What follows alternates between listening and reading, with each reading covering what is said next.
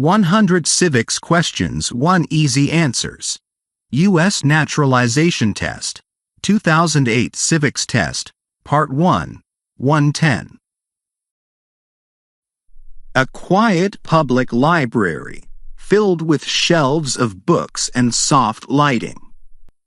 Mark and Anne are seated at a large wooden table near the Civics section. A notebook, flashcards, and a study guide are spread out in front of them. Mark, are you feeling ready for today's session? I think so, Anne. I studied a little last night, but some of the details still confuse me. That's totally normal. Let's work through the first 10 questions together. I'll give you 3 options, and after your answer, I'll explain clearly why the correct one is right. Perfect. Let's begin. Question 1. Name your U.S. representative. A. Kamala Harris. B. Joe Biden. C. Depends on where you live. I think the answer is C. Depends on where you live. Correct. This question is based on your address. Each congressional district elects one representative to the House. Because there are 435 districts, the correct name depends on where you live. Before your interview, make sure to look up your representative on the official House of Representatives website or through your voter registration card. Question 2. What did the Declaration of Independence do? A. Formed the first government. B. Announced our independence from Great Britain. C. Gave women the right to vote. I think the answer is B. Announced our independence from Great Britain. That's right. On July 4, 1776, the Declaration of Independence was adopted by the Continental Congress. It declared the 13 colonies free from British rule. It was a bold political move that began the process of forming a new independent nation, the United States of America. Question 3. There are 4 amendments to the Constitution about who can vote. Describe one of them. A. Only white men can vote. B. Citizens over 21 can vote.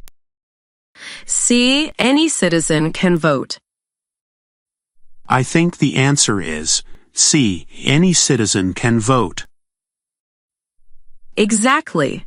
This reflects the 19th Amendment, which gave women the right to vote, and later civil rights legislation confirmed that citizens of all races and genders have the right to vote.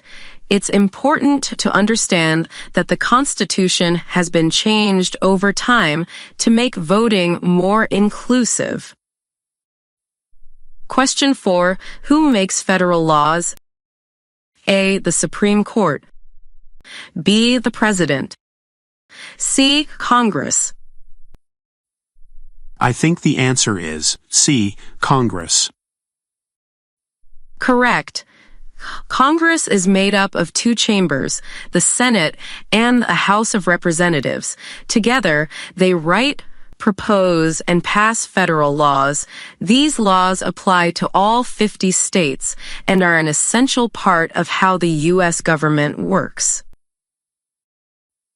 Question 5. What major event happened on September 11, 2001 in the United States? A. America entered World War II. B. The U.S. Constitution was signed. C. Terrorists attacked the United States.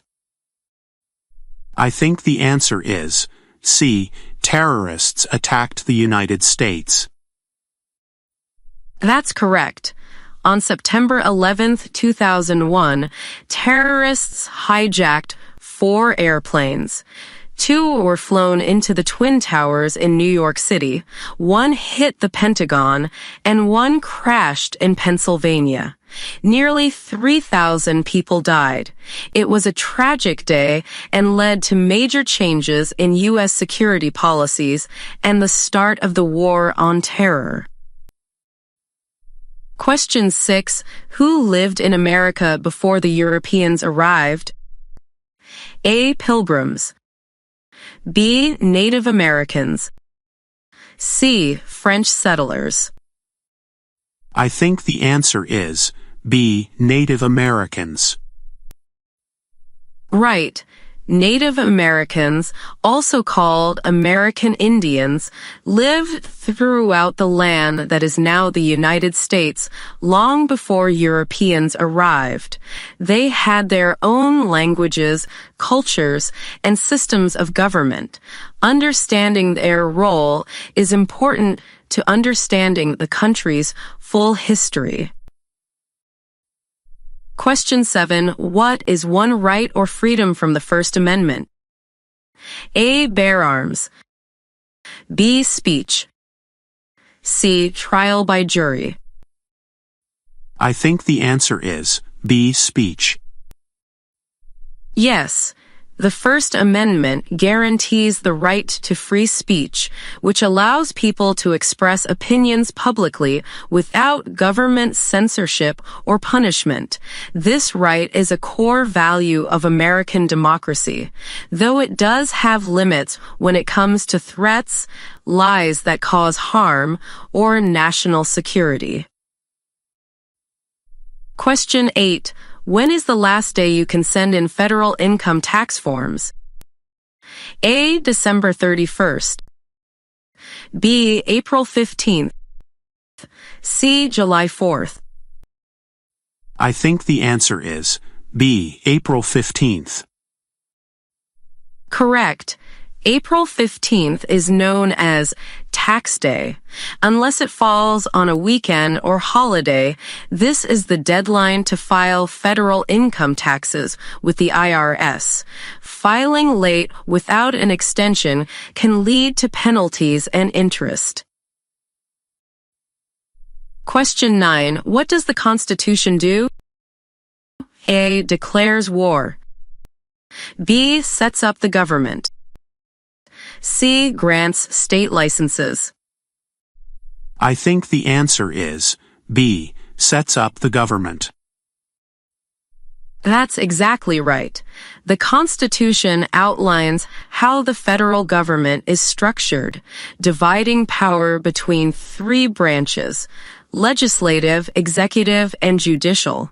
It also lists the powers each branch has and guarantees certain rights to the people.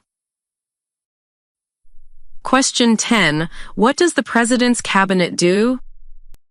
A. Judges Supreme Court cases. B. Advises the President. C. Makes laws. I think the answer is B. Advises the President. Yes, the Cabinet is made up of the heads of the executive departments like State, Defense, and Education, who help the President make decisions on national policy, military actions, and more. Though they don't make laws, their guidance is key to shaping federal decisions. Anne, how do I know if I'm really ready for the interview? Some of these answers felt easier than others. That's a good question. Self-assessment is key. Here's what I suggest. Go back and reflect. Which questions did you answer quickly and confidently? Which ones made you hesitate? Review those more. Try to explain each answer in your own words without reading. If you can teach it, you know it. Also, do mock interviews. Practice answering in full sentences. Time yourself. That sounds like a solid plan. I'll try doing a practice session at home and record myself too. Great idea, and don't forget, look up the current names for local and federal officials before your interview. Those can change. Thanks, Anne. I'm already feeling more prepared. You're doing great, Mark. Let's keep building your confidence. Next session, we'll tackle questions 11 to 20 together.